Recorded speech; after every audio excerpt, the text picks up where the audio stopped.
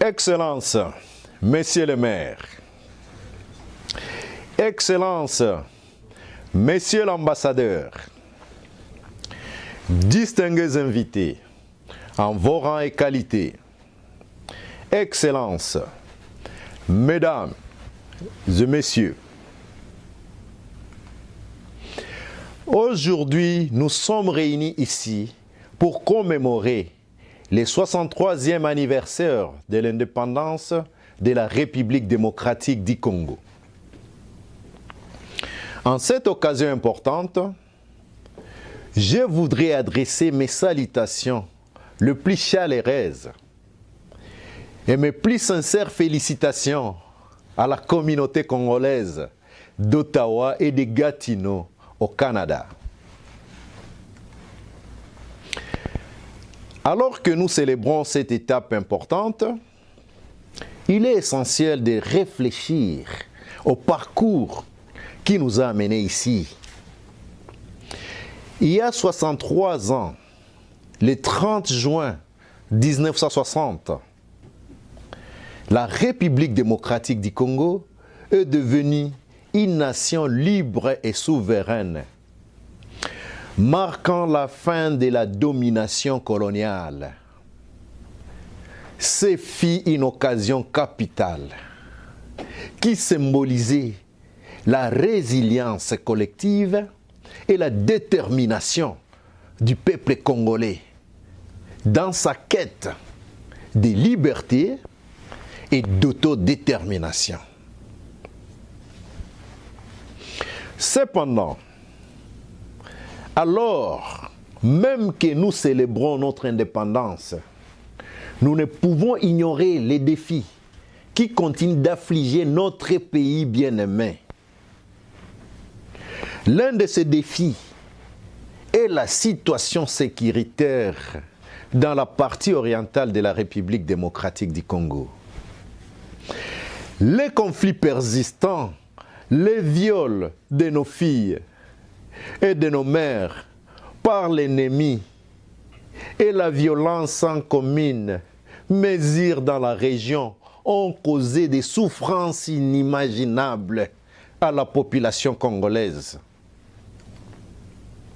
La partie orientale de la République démocratique du Congo a été en proie à des groupes armés et à l'exploitation illicite de nos précieuses ressources, conduisant à un cycle de violence et d'instabilité. Des civils innocents, en particulier des femmes et des enfants, ont fait les frais de ces conflits, endurant des épreuves inimaginables et des violences des droits humains. Tous ces faits ont été clairement identifiés et documentés dans les rapports mapping rédigés et présentés par les experts des Nations Unies. Mesdames et messieurs, à la lumière de ces défis, il est crucial que nous exprimions notre soutien indéfectible à l'action entreprise par le gouvernement de la République démocratique du Congo pour restaurer la paix et la prospérité dans la région de l'Est. L'engagement du gouvernement envers la réforme du secteur de la sécurité, les initiatives de consolidation de la paix et les efforts pour s'attaquer aux causes profondes du conflit sont louables. Nous saluons ici la vision du chef de l'État, son Excellence M. Félix-Antoine Tshilombo Tshisekedi, garant de la Constitution, de la paix, de la sécurité et du bien-être du peuple congolais. Cependant, ce n'est pas seulement la responsabilité du gouvernement. La communauté internationale doit faire front commun pour soutenir la République démocratique du Congo dans ses efforts pour parvenir à une paix durable. Nous devons renforcer les efforts diplomatiques et humanitaires avec le pays ami dont le Canada se place en premier plan, ainsi que soutenir les initiatives de développement économique et de renforcement des capacités. De plus, nous devons nous attaquer aux problèmes sous-jacents qui alimentent les conflits dans la partie orientale de la République démocratique du Congo. Il s'agit notamment de l'exploitation illégale des ressources naturelles, de la faiblesse des structures de gouvernance et des disparitions socio-économiques. En s'attaquant à ces causes profondes, nous pouvons jeter les bases d'une paix et d'un développement durable. Au milieu de ces défis, il est encourageant de noter que la République démocratique du Congo se prépare pour les prochaines élections présidentielles prévues en décembre 2023. Cette élection offre une opportunité au peuple congolais d'exercer ses droits démocratiques et de façonner l'avenir de notre nation. Alors que nous approchons de cette étape importante, il est crucial que le processus électoral soit mené de manière transparente, inclusive et pacifique.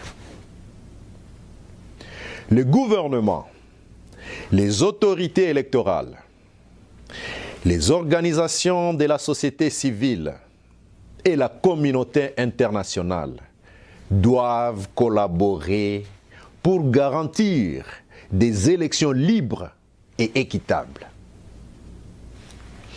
Il est vital que la voix de chaque citoyen congolais soit entendue et respectée.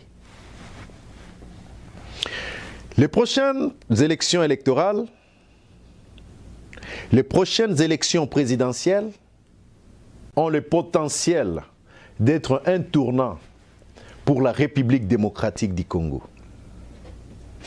C'est l'occasion pour la nation de tracer une nouvelle voie vers la stabilité, la bonne gouvernance et les progrès socio-économiques. C'est une chance pour nous de réaffirmer notre attachement à la démocratie et à l'état des droits.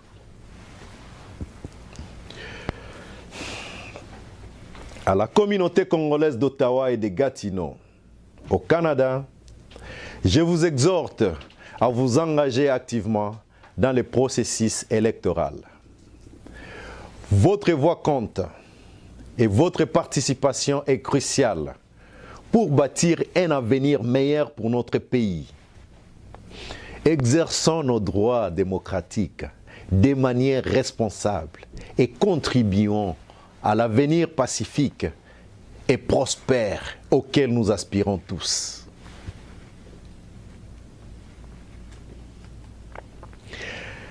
Alors que nous célébrons le 63e anniversaire de l'indépendance de la République démocratique du Congo, souvenons-nous des sacrifices consentis par nos ancêtres. Notre héros national, Patrice Emery Lumumba, nous avait confié que sans dignité, il n'y a pas de liberté. Sans justice, il n'y a pas de dignité. Sans indépendance, il n'y a pas d'homme libre. La bravoure de nos héros et leur détermination nous ont amenés là où nous sommes aujourd'hui. En tant que communauté congolaise unie, soutenons l'action du gouvernement de la République démocratique du Congo pour restaurer la paix et la prospérité particulièrement à l'est du pays. Que Dieu bénisse la République démocratique du Congo. Que Dieu bénisse la communauté congolaise du Canada, à Ottawa et à Gatineau. Vive la République démocratique du Congo. Vive le Canada. Je vous remercie.